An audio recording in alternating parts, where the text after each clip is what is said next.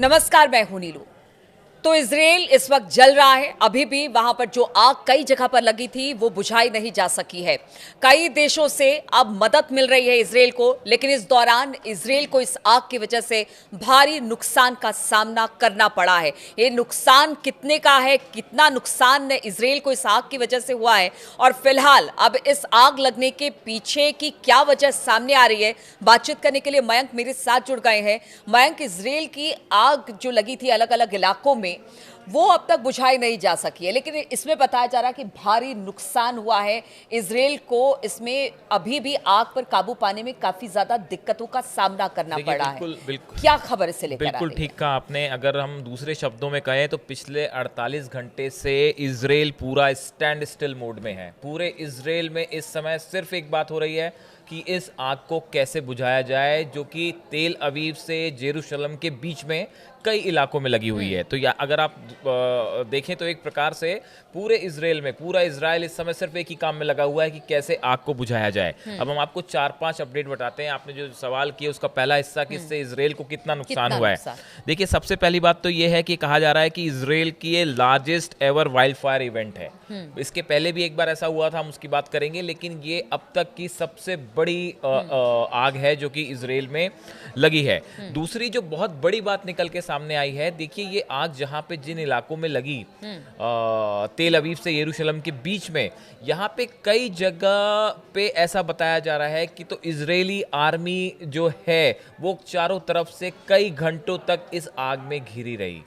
ये इन्हें बचाने के लिए, ये जो आर्मी पर्सनल फंसे थे इजराइल के, इन्हें बचाने के लिए इजराइल को पूरी एड़ी चोटी का जोर लगाना पड़ा। एयरफोर्स काम कर रही है, ग्राउंड फोर्सेस काम कर रही हैं, पैरामिलिट्री फोर्सेस काम कर रही हैं, तब जाके कहीं पे ये जो सोल्जर्स फंसे थे इनको निकालने का काम जारी है। बहुत बुरी तरह से कई टुकड़ियां आर्मी की जो है वो घिर गई थी इस आग के बीच में।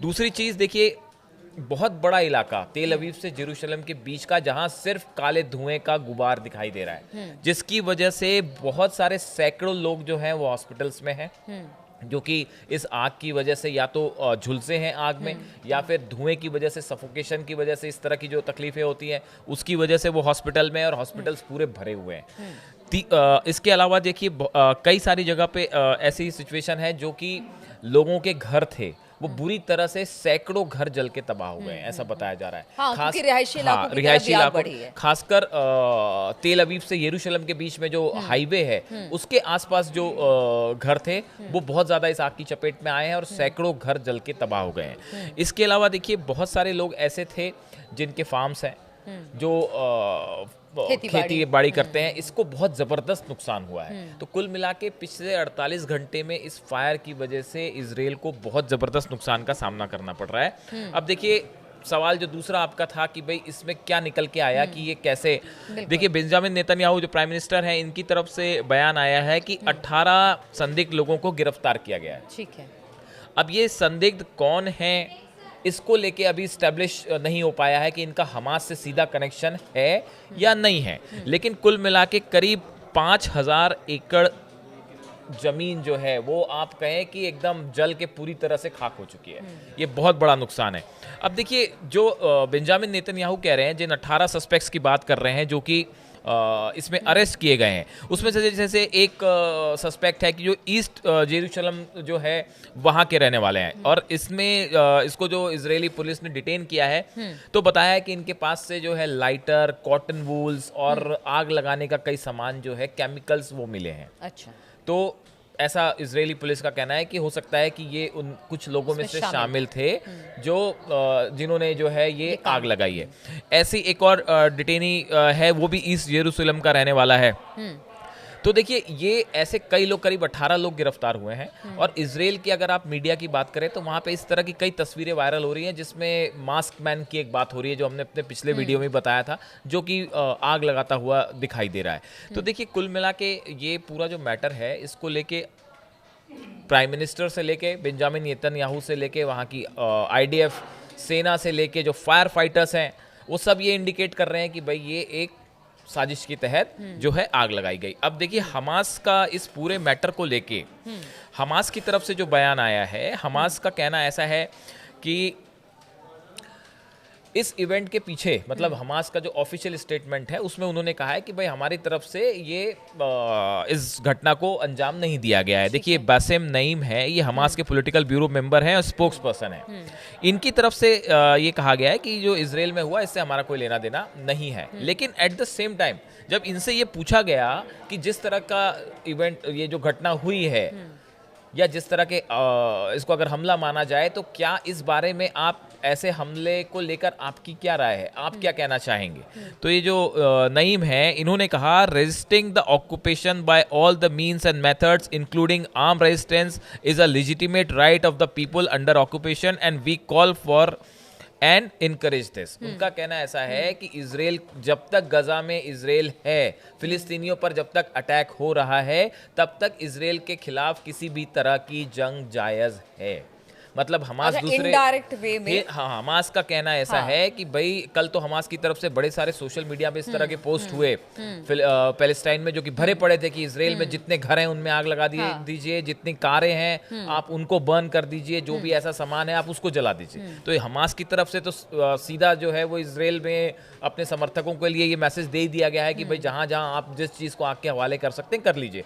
तो एक टूल की तरह इस्तेमाल हो रहा है इसको। और हमास के जो स्पोक्स पर्सन है उन्होंने भले इस बात से खंडन किया कि भाई इसमें हमारा हाथ नहीं है, लेकिन दूसरी तरफ वो ये भी कह रहे हैं कि इजराइल के खिलाफ जो है हमें जो करना होगा जिस तरह से मतलब युद्ध में everything is fair in love and war वाली बात यहाँ पे है कि युद्ध जो है इजराइल के खिलाफ उसके लिए हमें जो करना पड़ेगा वो हम करेंगे और सब लेजिटिमेट है। तो आग लगाना भी उसमें शामिल है। ठीक है। तो एक बड़े स्तर पे हमास की तरफ से ये मैसेज दिया गया है कि भाई इजराइल के खिलाफ वॉर का ये एक नया टैक्टिक ठीक है। लेकिन एक चीज है मयंक, इंडिकेशन बार बार हमास की तरफ से दिए जा रहे हैं, हालांकि उन्होंने कोई ऑफिशियल बयान इसको लेकर कहा है कि हमारी भूमिका इसमें नहीं है जिस तरह से इजराइल इस वक्त जल रहा है। लेकिन अब ऐसे में इजराइल तो चुप रहने वाला नहीं है, ठीक है, उसे पता है कि नुकसान बहुत ज्यादा हुआ है। तो क्या आगे आने वाले दिनों में हम देखेंगे कि कुछ बड़ा? देखिए एक बड़ी इंटरेस्टिंग बात आपको बताएं, ये सोशल मीडिया पे चल रही है, ये कोई इसके बारे में कोई पुख्ता कंफर्मेशन कुछ नहीं है। कई चीजों की जो है इंटरनेशनल रिलेशंस में कोई पुख्ता कंफर्मेशंस नहीं होते। लेकिन एक बड़ी चर्चा ये हो रही है कि ईरान में जो ब्लास्ट हुआ पोर्ट पे, उसके बाद कुछ 2-3 दिन के अंदर इजराइल में इतनी बड़ी आग लग जाना, तो टिट फॉर टैट, जैसे को तैसा, ये एक वर्ड जो है ये बहुत वायरल हो रहा है। आप अगर सोशल मीडिया अकाउंट्स देखें एक्स पे या दूसरे अकाउंट्स, तो बहुत सारे लोग इस तरह से कमेंट कर रहे हैं कि भाई जो ईरान में हुआ ये उसका बदला था। इस बारे में ईरान ने कुछ नहीं कहा, इजराइल ने भी कुछ नहीं कहा कि भाई ये ईरान ने किया या नहीं किया है। लेकिन जो चर्चाएं हो रही हैं उसके बारे में हम बता रहे हैं कि लोगों का कहना ऐसा था, उसको उससे जोड़ के देख रहे हैं कि जिस तरह से ईरान में ब्लास्ट हुआ बंदर अब्बास में, तो उसको लेके बड़ी सारी थ्योरीज थी कि भाई ये तो इजराइल ने करवाया है। या अब जिस तरह से इजराइल में आग लगी है और बड़ी भयंकर तबाही मच रही है, और अगर आगे कुछ होता है तो हाँ, तो देखिए बहुत सारी चीजें ऐसी हैं मिडिल ईस्ट में, जो इजराइल में और गजा में और ईरान के बीच में, जो अभी देखिए आगे आगे होता है क्या वाली सिचुएशन है। लेकिन जैसे कि ये खबरें आई पिछले 48 घंटे इजराइल के लिए बड़े मुश्किल भरे थे। और खासकर ये जो खबरें आई कि भाई इनकी जो यूनिट्स थी आर्मी की, जो आर्मी की यूनिट्स कई जगह चारों तरफ से आग से घिर गई थी, जिन्हें बाहर निकालने के लिए पहले तो उस तक पहुंचने के लिए फायर फाइटर्स का इस्तेमाल किया गया, उनको बाहर निकालने के लिए जो है वो दूसरे देशों से भी मदद ली गई है। करीब 26 देश बताया जा रहा है कि जो है इजराइल की मदद को ऑफर किया है, और वो अपने प्लेन्स भेज रहे हैं और वो केमिकल्स भेज रहे हैं जिससे आग बुझाई जाती है। तो कुल मिला के ये एक बड़ा झटका इजराइल के लिए है, और अभी तक ये पूरी तरह से आग बुझी नहीं है, इसमें अभी और टाइम लगेगा। जैसे हमने बताया था, फ्रीडमैन जो उनके लीडर हैं फायर फाइटिंग टीम के, उन्होंने भी कहा था कि ये लंबा इवेंट है और लंबी समय तक चलेगा। ठीक है, तो बाकी देश इस वक्त इजराइल के साथ है। उनका कहना है कि आग बुझाने में उन्होंने मदद की पेशकश की है, लेकिन दूसरी तरफ हमास ने अब इस पर कोई बयान नहीं दिया है। हमास ने ये नहीं कहा है कि हमारी तरफ से ये काम किया गया है। हालांकि उन्होंने ये संकेत जरूर दिए हैं कि जब तक फिलिस्तीनियों पर कार्रवाई होती रहेगी इजराइल की तरफ से, या फिर गजा को निशाना बनाया जाता रहेगा, तब तक कुछ भी हो सकता है। अब ये कुछ भी हो सकता है अब इजराइल के लिए भी है कि अगर इजराइल जला है तो फिर वो भी कुछ ना कुछ करेगा। इस पर लगातार हमारी नजर बनी रहेगी। आप बने रहिए हमारे साथ।